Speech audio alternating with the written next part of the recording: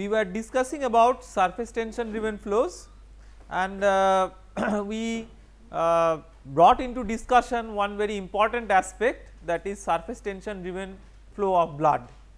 And to understand that how do we model the surface tension driven flow of blood, we started discussing a little bit about the rheology of blood, that is the constitutive behavior expressed in terms of some mathematical model. So, we suggested that there could be several complex models of blood rheology, but at the same time for simplicity we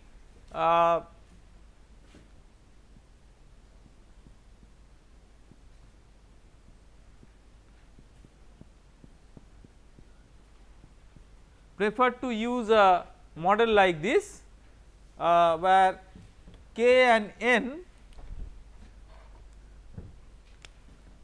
are the two parameters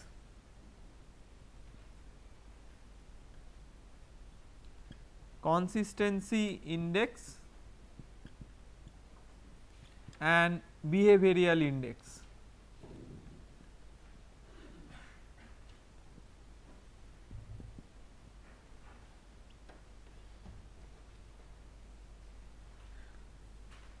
Now, these indices, unlike many other fluids, are not constant for blood, and these indices sensitively depend on the composition of the blood. So, see, I am trying to give you a broad picture. Let us say that somebody is handling a diseased blood sample, that means a blood sample that carries the signature of a disease. Now, there are several diseases in which because of the disease there will be alteration in the blood rheology, and these parameters K and N will change, and if these parameters K and N change, the fluid flow characteristics will change. So, if you have a micro channel or a micro capillary through which blood is being transmitted and the flow characteristics of the blood are changing, then that might give an indication of the existence of a certain disease in a blood sample. So, that is many times critical, and let us see now that what are the parameters on which this will depend. So, as I pointed out in the previous lecture that the T stars can be neglected under certain situations. So, T is equal to K S to the power n, where this T and S we have discussed, these are stress and rate of deformation dyadic of dyadics. Now, this K and N, these are again dependent on several parameters. One of the important parameters is called the hematocrit fraction. Hematocrit fraction is essentially the volume fraction of the red blood cells. So, it will depend sensitively on the volume fraction of the red blood cells, because we see here that the K depends on the H is the hematocrit fraction. So, in some way, see, these are not in medical applications. See, medical applications are very complicated. So, you do not always expect that equations and expressions will be derived from first principles. So, these are the expressions for K and N which are given here, these are not derived from first principles, but these are curve fitted from a huge number of experimental data collected over the years.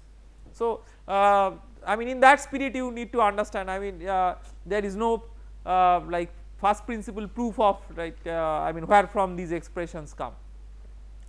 So, we see here that some coefficients C1, C2, C3 appear in this context, and before getting into what should be C1, C2, C3, on what parameters those will depend, let us quickly revisit the blood properties.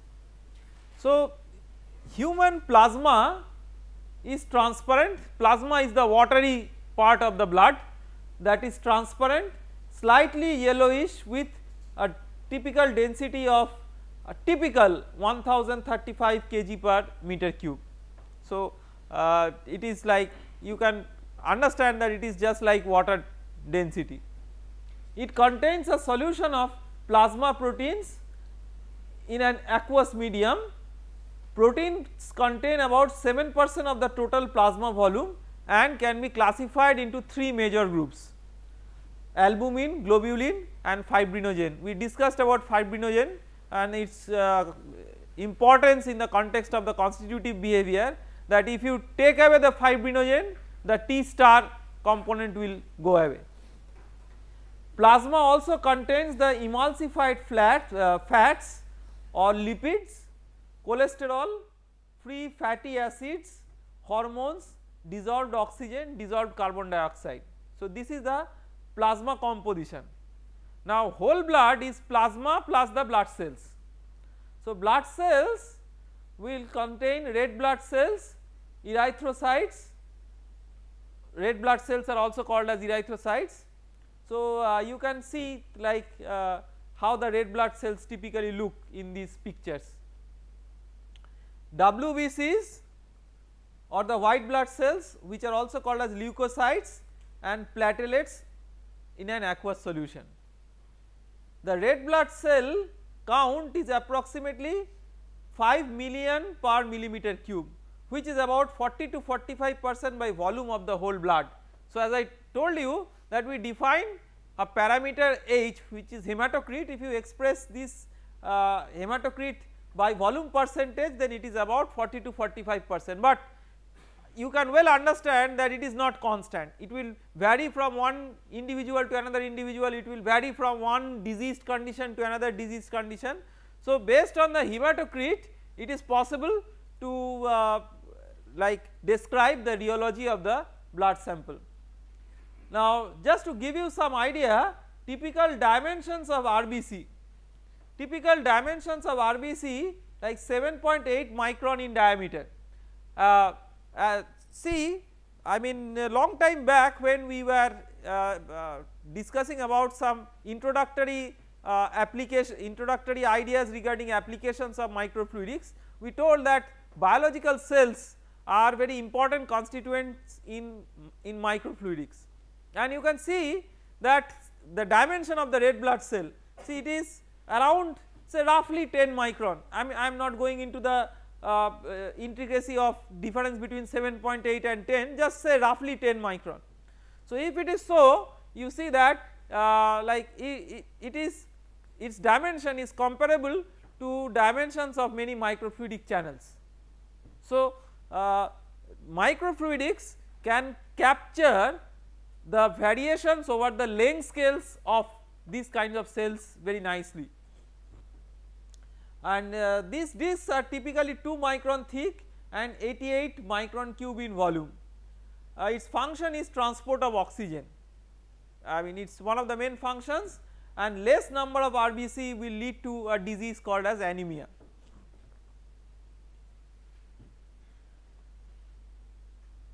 Size of WBC is significantly larger, although order of magnitude wise it is still the same, but size of our WBC is 16 to 22 micron for monocytes, but I mean it is much reduced for lymphocytes and granulocytes. I mean these are different types of WBCs. So, monocytes will be significantly larger, but lymphocytes and granulocytes, these are typically less in size. WBC protects bodies from disease, and normal WBC to RBC concentration is equal to 1:1000, but if there is abnormal rise in WBC number, that sometimes is an indicator of a disease called as leukemia. Platelets are smaller than RBC and WBC, and their diameter are about 2 to 3 micron, and platelet is to RBC is 1:10. So, you can see that RBC is the dominating type of blood cell, but other blood cells also have very significant functionalities. Platelets and WBCs are actively ordinarily not enough to influence the blood flow characteristics.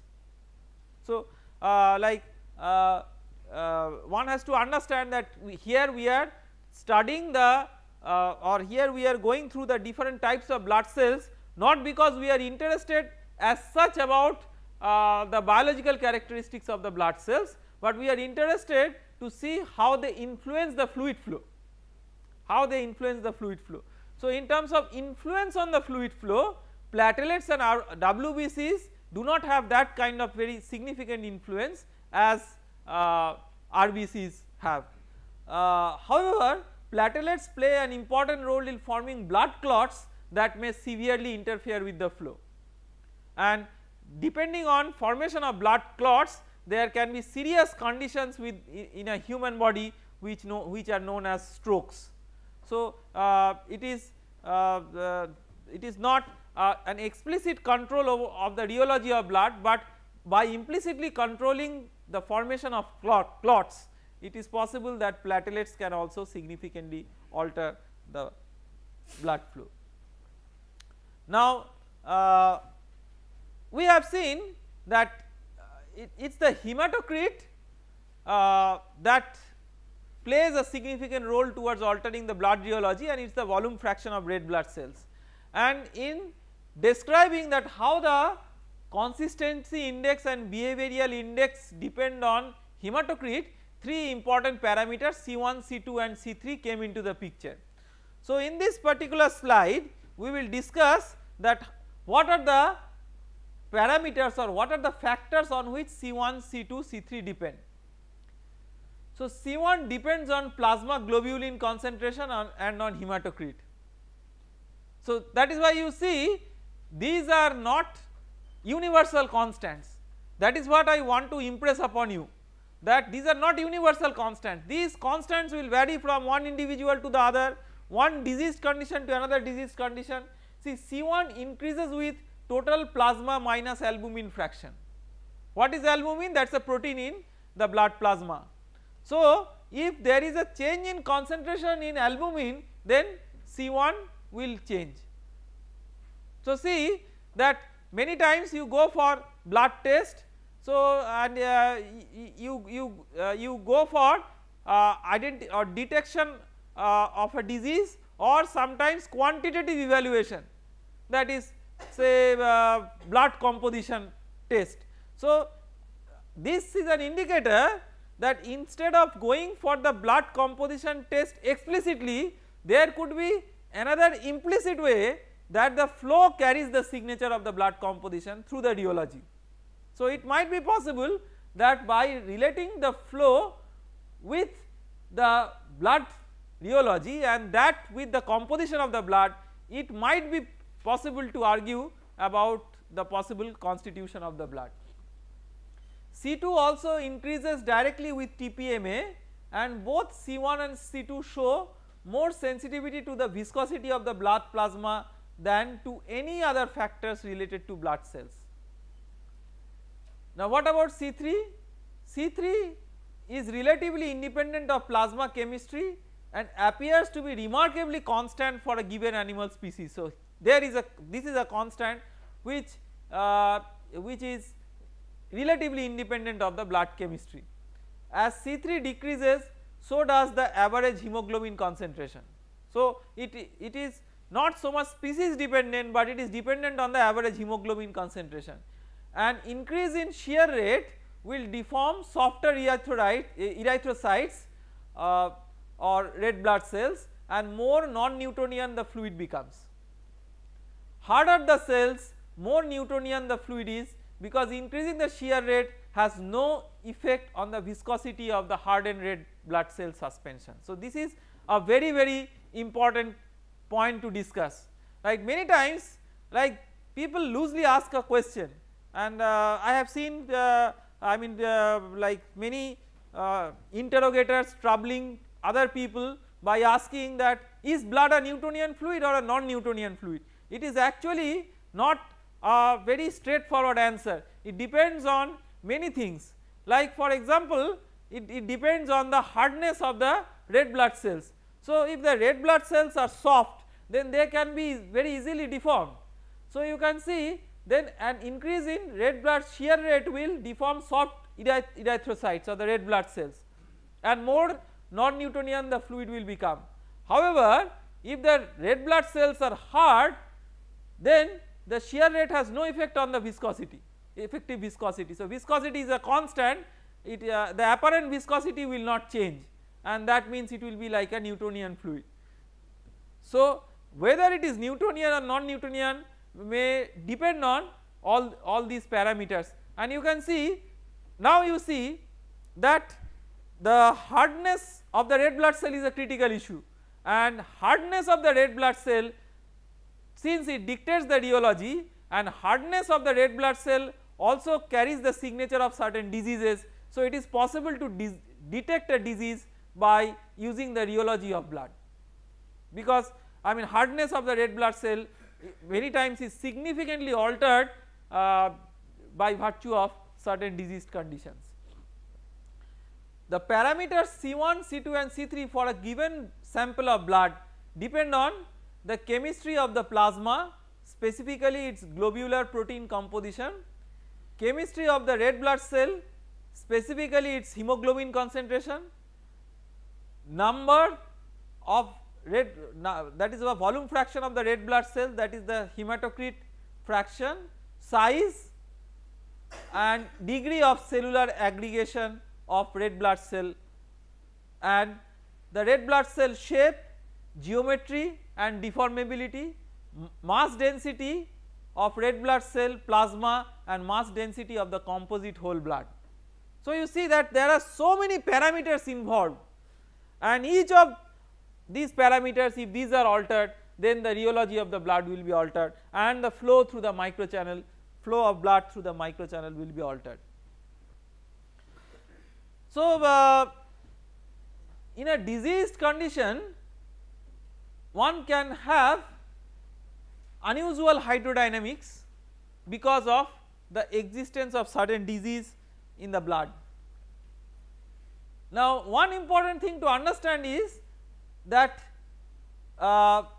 in one way by which flow and shear rate and flow and rheology are coupled in two ways, it is a two-way coupling, is that if you have altered flow, you will have the altered shape of the red blood cells. If you look here, that depending on this is a shape diagram of the red blood cells. So, you can see that with change in flow velocity the red blood cell shape will change, and the red blood cell shape, when it changes, it might alter the flow rheology, and that might in turn alter the flow. So, there might be a two-way coupling. Of course, this two-way coupling will be strong only if the shape change is very significant. If the shape change is not very significant, this kind of two-way coupling will not be there. At abnormally high flow rate and in constricted region of circulatory system, red blood cell may deform and burst. This is like a severe condition of unusual hydrodynamics, that if you have abnormally high flow rate and in a very constricted region, I mean if the flow passage is very narrow, then the red blood cell cannot sustain the shear and it will rupture, and it can be a life threatening condition. Change in effective viscosity with volume percentage of red blood cell is manifested in several diseases like anemia or polycythemia.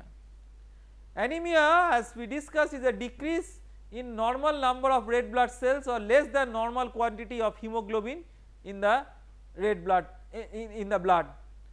Polycythemia is a disease state in which proportion of volume that is occupied by red blood cell increases beyond the normal amount. So, in the two extreme conditions you can have the disease which is related to the hydrodynamics of the red blood cells. I mean the disease is not directly related to the hydrodynamics, but the disease is related to the rheology, and the rheology concerns hydrodynamics. So, we can relate this disease with the hydrodynamics. Now, so far we discussed about the how the composition of the blood, so to say, affects the blood rheology. Now the same blood sample, when it flows through a tube, tube means it may be a capillary tube or a microfluidic channel, whatever, when it is flowing through a tube, if we reduce the diameter of the tube, what happens?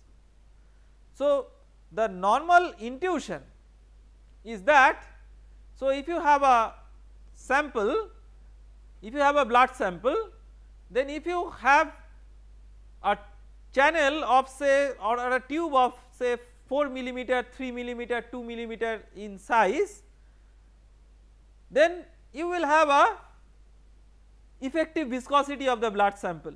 If you reduce the dimension from say 4 millimeter to 0.4 millimeter, one order less, what do you expect? Do you intuitively expect the viscosity to increase? By viscosity I am saying loosely the term viscosity, it is apparent viscosity or effective viscosity. If it is not a Newtonian fluid, we cannot call it viscosity. So is the viscosity expected to increase or decrease? What does our intuition say? So if you have a blood vessel which has a lower dimension, then our intuition will say that actually it might increase the viscosity of the blood sample, effective viscosity, because a smaller diameter means a greater constriction, and the constriction will not allow the blood to flow easily. But in reality what happens is something that is significantly different from that, and this effect is something which is very, very interesting, and we will discuss a little bit. This effect, of course it is very difficult to give a detailed explanation of this effect, that what happens as you reduce the diameter of the blood vessel or the diameter of the capillary. But let us say, let me draw two different diagrams.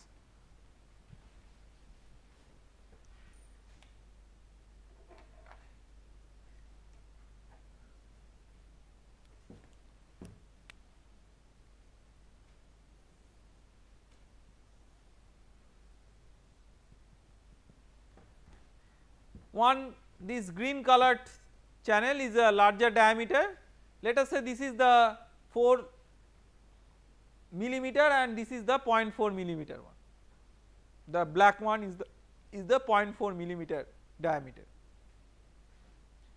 Now let us make a schematic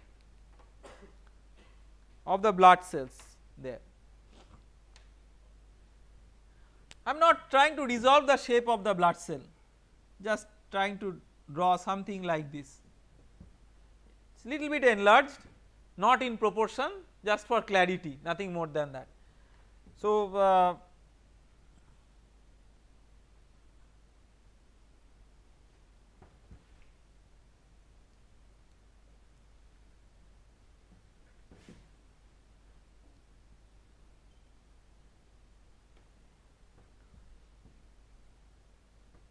now let us say that let us consider the center of this. Now here at the wall, what is the expected velocity if it is in contact with the wall? If it was in contact with the wall, the expected velocity would have been 0 because of the no slip boundary condition. On the other hand,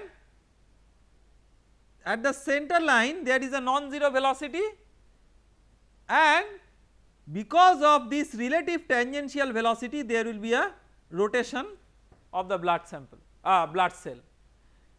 Because of the rotation in the blood cell there is a lift force, that is I mean if you have a body, even in a potential flow, if you have a circulation flow around the body with a circulation, there is a lift force, and this is something which is very common. I mean this kind of lift force, I mean you can see in sports balls also. So if you give a circulation to a tennis ball or a cricket ball in a certain direction, the ball will tend to be floated up in the upward direction, that is the top spin. So so this kind of effect in fluid mechanics is called as Magnus effect. So now if you have this kind of rotation, there is a tendency of a lift force. Now with the lift force, if the lift force is good enough, then the cell will be detached from the solid boundary and it will move towards the center line. Now can you tell that given the same flow rate, in which case the blood cell will experience a stronger lift force, in the case 1 or case 2? In case 1, the reason is that here the center of the blood cell is closer to the center line where the maximum velocity is there. On the other hand, here it is far off from the center line. So that means the stronger the lift force, what will be the effect? The blood cell will very easily join the bulk flow of the center line, leaving behind a cell free layer adhering to the solid boundary. Now the region close to the solid boundary is primarily responsible for the viscous behavior of the fluid. Now there, if the blood cell gets depleted, that is there is a depletion or cell free layer formed, then actually that will reduce the effective viscosity of the blood sample, and this blood cell when it joins the center line will actually add to the inertia of the system, because it has its own mass, and therefore it will try to have a favored transport of the fluid instead of creating a resistance. So if you reduce the diameter below a threshold limit, then actually the effective viscosity of the blood sample will go down instead of going up. This effect is known as Farhius-Lindquist effect, Farhius-Lindquist effect, and it is a very important and interesting effect in medical science. It has been studied in medical science for a very long time, and this effect also is important when we are doing fluid mechanics experiments with blood samples. So that has to be taken into consideration. So let us go to the slide to give a little bit of description of this. So streamlines that are closer to the center line of the channel represent fluid velocities that are faster than the ones associated with fluid streamlines close to the wall. This gradient in velocity across any suspended particulates, say RBC, starts the cell spinning, right. We have qualitatively discussed all these are just like recapitulations, in such a way that the side of the cell facing the channel center line moves in the direction of flow, whereas the side of the cell facing the wall of the vascular channel moves in a direction against the flow. This leads to a drift in the particulates away from the wall, resulting in the existence of a region constituted of the bulk fluid but devoid of the blood cells, that is called as skimming layer. This implies that near the walls where the viscous effects are the most predominant, the effective viscosity becomes less, and the axial pressure gradients do not have to work as hard as it would have otherwise required to drive the flow if the blood cells were densely populating in the near wall region, and hence the whole fluid appears to be less viscous. Okay. So again I am repeating, this is a very important phenomenon in medical sciences. I mean in medical sciences whoever is studying hematology is giving a lot of attention on this specific behavior. So, if you see here that if you look at this graph, just to give you an idea that relative viscosity I mean it is a viscosity relative to a reference state. So, this relative viscosity, it is not important that you look into the numbers, but see the fall. So, if you take the tube diameter say 4 millimeter, from 4 millimeter to 3 millimeter, if you reduce your tube diameter, you will see that there is not much change, but if you reduce below 0.5 millimeter, that is what 500 micron, if you reduce below 500 micron, you will see that there is a dramatic drop in the relative viscosity. See, these are all natural ways by which nature helps in moving a fluid through a capillary, and like it is not there for all fluids, but this is, I mean, possibly nature has made the blood in living beings in such a way that the blood rheology adapts to itself to augment the flow characteristics as you reduce the diameter, because as you reduce the diameter, otherwise many other effects are adverse. So, there should be certain favorable effects which come into the picture, and this is one of the favorable effects. So, with these considerations, see, these understandings were existing for a long time in the text of the blood hematology, but these understandings were not commonly described in studying the behavior of the blood flow through microfluidic channels. So, in my early days of research in microfluidics, in 2005 I wrote a paper when like I brought it out that how all these parameters are actually influencing the blood flow through a microfluidic channel. So, the paper was describing dynamics of blood flow through a microfluidic channel based on all these considerations, and these are the summarizing features of I mean what was revealed. Now, blunting of velocity profiles, this we have not discussed significantly or elaborately, but blunting of velocity profiles due to an axial accumulation of red blood cells as well as a streamline RBC alignment strongly influences the motion of fluid into the channel. This has something to do with the lift force that the blood cells experience. As you reduce the diameter of the channel, this force becomes more and more important. Influence of capillary forces increases with time.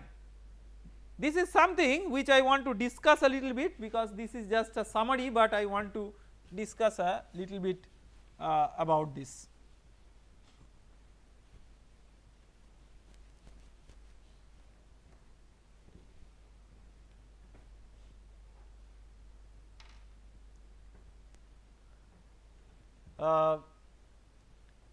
Let us say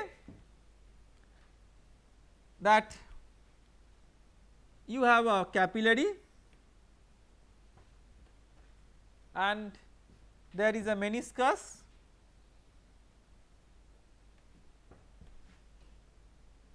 and the contact angle is theta. So, what is the driving force on the capillary? Due to surface tension, just due to surface tension. So, perimeter into sigma into cos theta, this we have discussed elaborately. Okay. Now, we have to understand, as we discussed, that this theta is not the static contact angle value, but this theta is the dynamic contact angle value. So, typically for slow movement of a capillary front over a wetting surface, this tan theta will scale with capillary number to the power 1/3.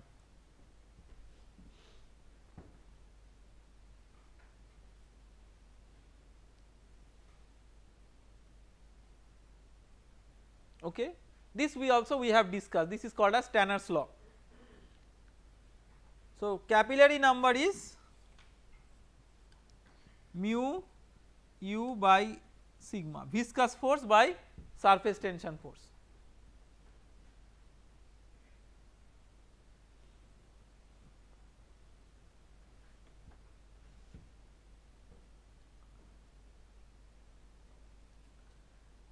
So now as the fluid enters the channel, what forces come into the play?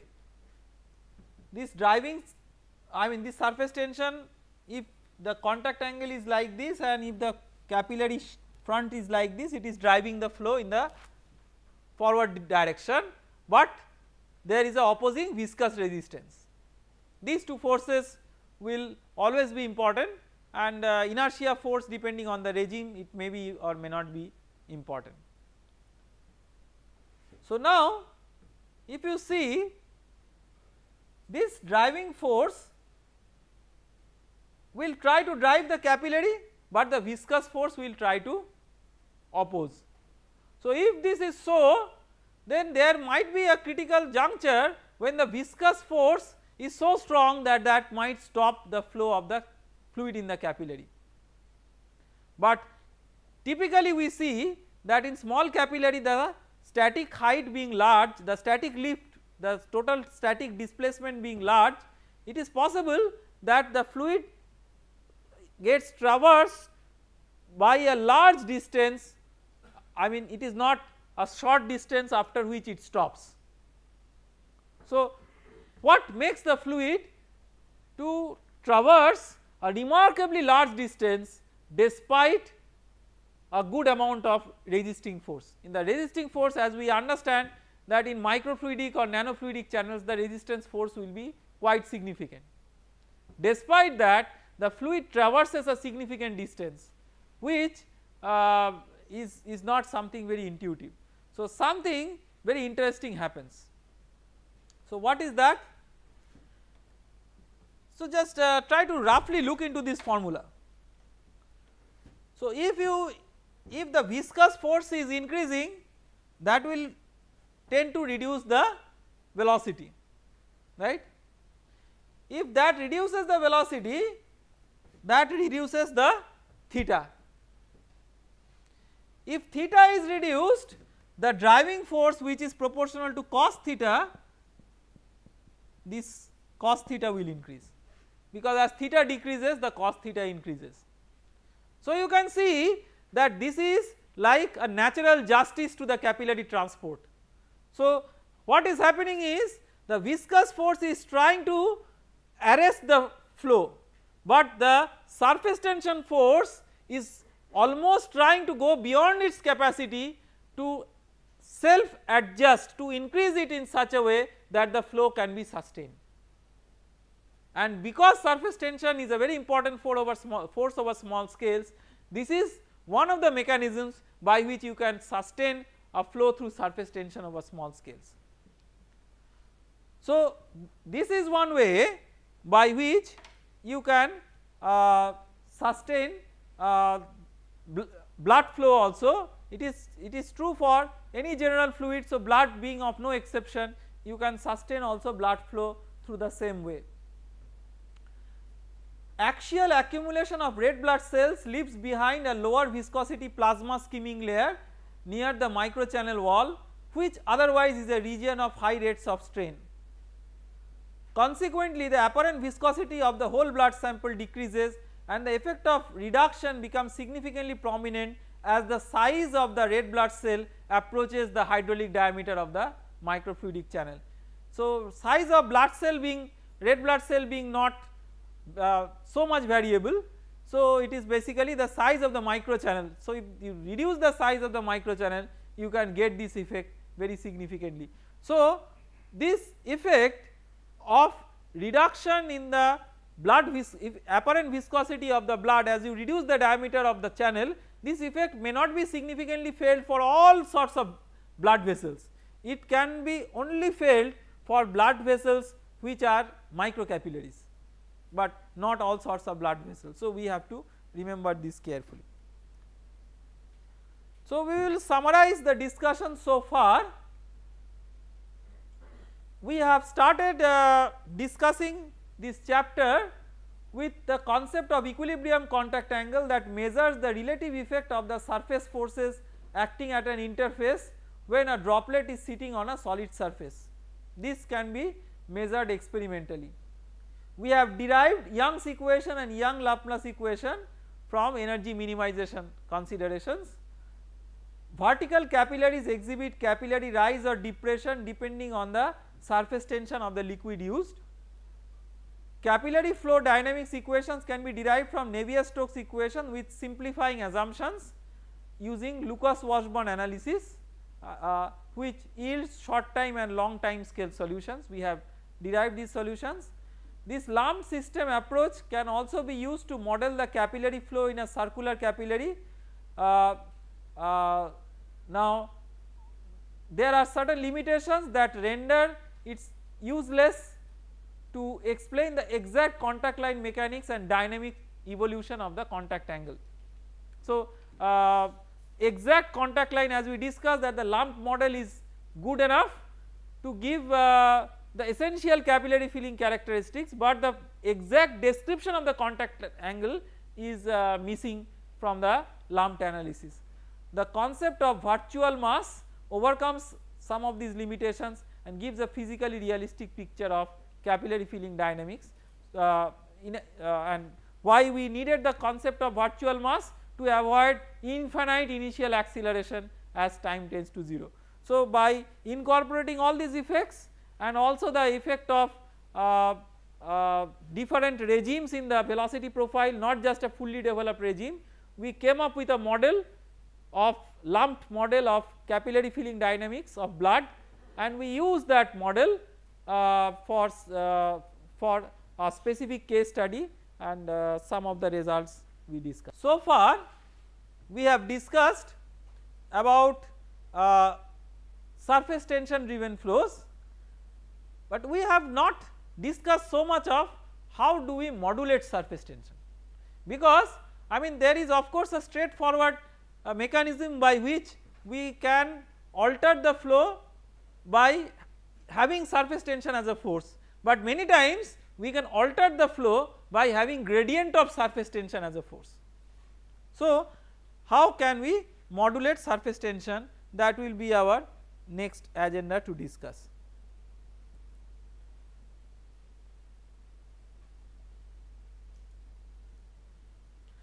So we will discuss about again microflow actuation, but in the context of modulating surface tension. So microflow actuation can be possible by various means. So we have discussed about how flow can be actuated by pressure gradient, and this has philosophy very much similar to how flow can be actuated by pressure gradient through large scale systems. Through microchannels also the concept is very similar.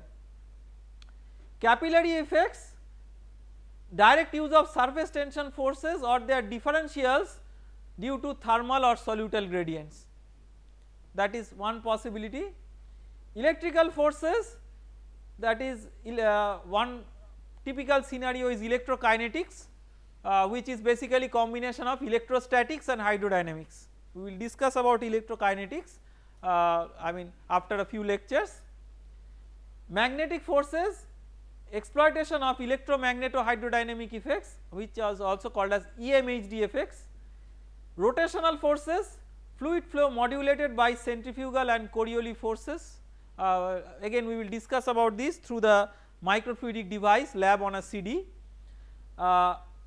Sound, we will not discuss that particular effect in this course, but it is possible to have microflows through acoustic streaming generated by pressure waves, and light as an effective actuation of microflows by light induced surface tension modulation. So that also we will discuss. microflow actuation mechanisms through surface tension. So, generate gradients in surface tension force. So, we have discussed about generation of flows using surface tension, so that I am not repeating, but the additional concept that we will learn through the subsequent discussions in this lecture is generate gradients in surface tension force.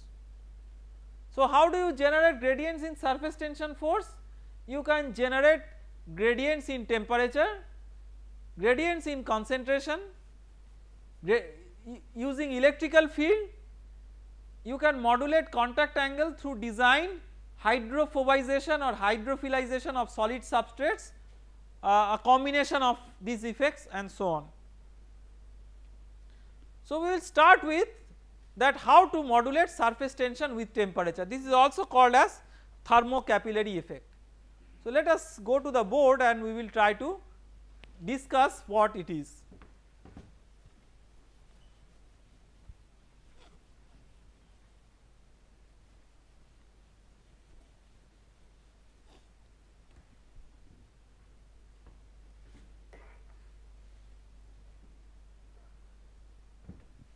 For most of the fluids, the surface tension is a strong function of temperature.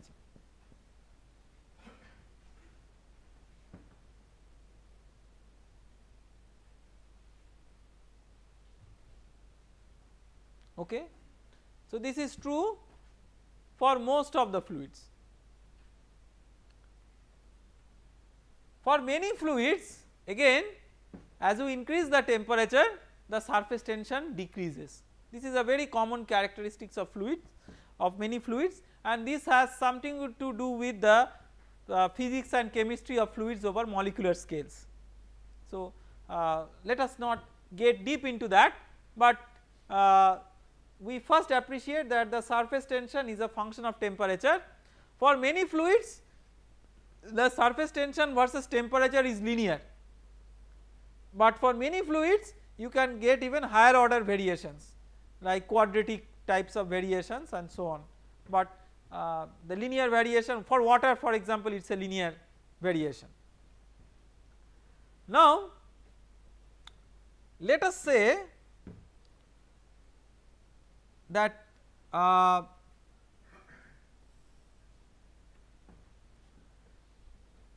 there is a free surface which is flat. Okay. So, this free surface which is flat, let us say that this is the free surface of a weld pool, just as an example, that is you are doing some welding process and this is the free surface of a weld pool as the material gets molten. Let us say this is a high temperature, this is a low temperature region, molten, both places are molten. So, just as a physical example, let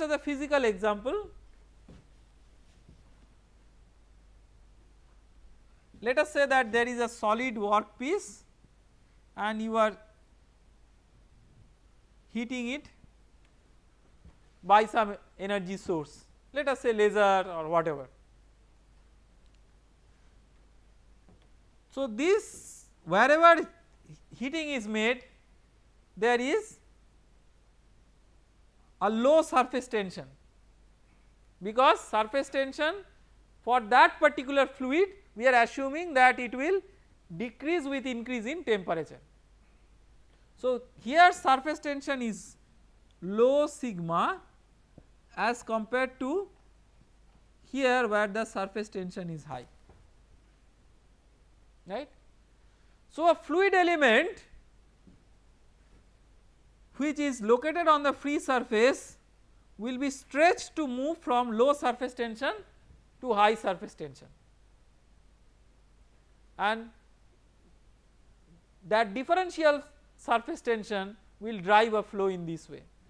So, similarly on the other side also same type of flow will occur, and because of its inertia and to maintain the continuity,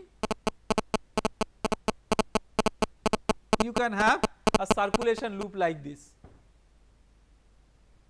So, this type of flow where there is a flow due to surface tension is called as thermocapillary flow, or in convection terminology this is called as Marangoni convection.